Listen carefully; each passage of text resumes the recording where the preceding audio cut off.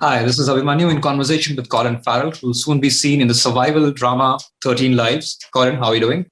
I'm good. How are you, man? Doing great. I'll jump right in. Okay. Uh, What time is it so where you great. are? Where are you? Where are you now? I'm in India. It's almost 11 p.m. 11 p.m. Okay. Good evening. Yeah. So, it's a real story, of course, about the Tham Luang cave rescue. You're playing a real life diver. And when it's a story based on real incidents, there are two ways you can approach it. Either you completely depend on the script, or you actually do some research about what actually happened and how they approached it. Which one do you prefer? I don't know that I have a preference, man, but I feel that we explored kind of both avenues of process on this one, where we had the script that was written, and we also brought in, like, we had Rick Stanton and Jason Mallinson were there the whole time while we shot. They were supposed to come for a few weeks at the beginning, but they ended up staying for the whole shoot. And they were incredible resources because they were obviously straight from the horse's mouth. They were there on the day and such prominent parts of the rescue. And then at the end of the day, it's not a documentary. We're telling a story, so there are some assumptions made, and there are certain characters that are an amalgamation of a few people that are kind of represented as one person in the film. But I know that Ron, having a love for actual events and having also a curiosity and a fascination and a very deep belief in the power of the human spirit and of collaboration as a man and as an artist, Ron was very keen to be as accurate as possible. And we also brought in many representatives from Thailand to just stay on top of us and make sure that things were culturally appropriate and specific and respectful, as they should be when a foreign entity is making such an important film to a homegrown people. You have to portray an expert cave diver. Yeah, he was great. John was wonderful with me, man. I mean, it was COVID, so I've never met John.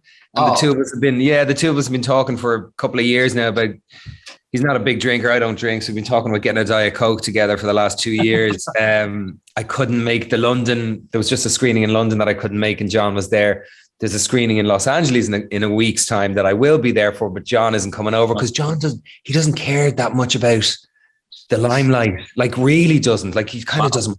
Yeah, it's really impressive. Like, not that everyone should want to be famous or care about the limelight. Right. People at duty, it holds no interest for him, I don't think. Maybe some kind of little bit of fascination just to see from the outside looking in, perhaps. But all I know is they would be flying him over to Hollywood for next week's premiere, and I think he's busy. I think he's washing his hair. I don't know what he's doing, but he's busy. So I'm not going to get to, but look, he made himself available via FaceTime, and we spent hours, he and I, just where I'm sitting now in my living room, just chatting with him into the wee hours of the morning, because he was 8 hours ahead at all times. And he was just really, his humility and decency were the things that just struck me so profoundly, that having been involved in such a kind of a monumental event and one of the most, honestly, in my estimation, and all the things I've heard going back to Shackleton and beyond, one of the bravest, most singular examples of courage and selflessness that I've ever heard of. And he doesn't want to know about any acclaim. He says anyone would have done it. And he means these things. He really does. And they were just glad that they had a certain set of skills that could be of assistance in this particular case, because it was a very particular, it was kind of like the reason why the Thai Navy divers didn't go all the way. I mean, they ended up going all the way, but the reason why, they struggled a little bit more was just because they just didn't have this experience that these other British lads had, and this strange pastime they had, It came in handy, right? It did. Yeah, it came in handy after all those years of being weekend cave divers. I have a question for you. Now, what is more challenging as an actor, sort of acting while you are playing a diver when you don't know how to swim very well, or acting with prosthetics on your face, which was the case in your previous film, the Batman, which is more challenging for you as an artist?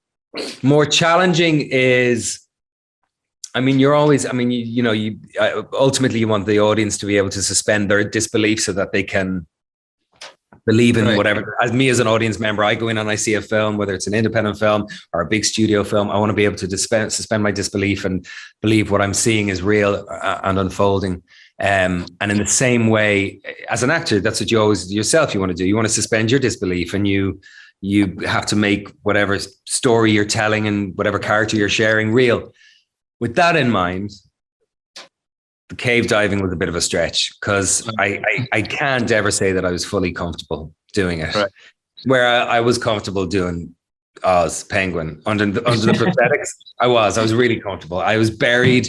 I was nowhere to be found. There was no threat of imminent death or danger the way there was in 13 Life. I mean, we had safety divers there, don't get me wrong. And it was all, we really took health and safety very serious on this one. We had meetings every morning for the crew. We lined up every day what we needed to do. But at the end of the day, you're dealing with water. They had built these cave systems.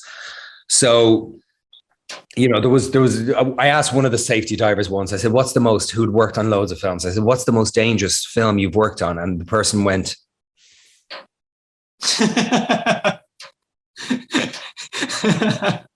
and they didn't mean that there wasn't precautions being taken. They were like, we all took a but at the end of the day, you're dealing with water, and it's a force of nature, right? Yeah, and it's just the nature, and we were submerged, and there were caves, and we, you know, so definitely the Penguin was easier.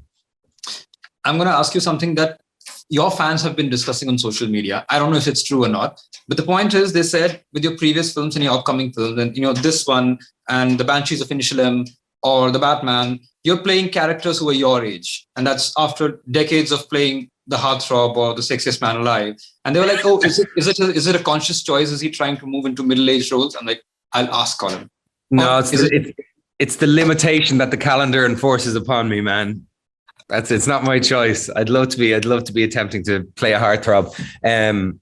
No, I don't know. I do remember the first time that I got a script that I was playing the father of somebody who was 20. I thought, fuck you.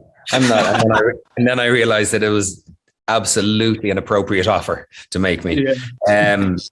I'm enjoying it, man. I'm enjoying this stage of life. And I like being in my 40s as a man, as a dad, as an actor. You know, I'd like to slow shit down a little bit if I could. Right. I don't want any years back. I don't want to be back in my 30s. I don't want to be back in my 20s. But I would like to be able to slow 40s down a little bit. It's been a pleasure talking to you, Colin. It's been lovely talking to you. But all the best for the film, all the best for your future projects, and let's catch up again. We'll speak down the road. Yeah, exactly. Definitely. Thank you, Colin. All the best. Bye-bye.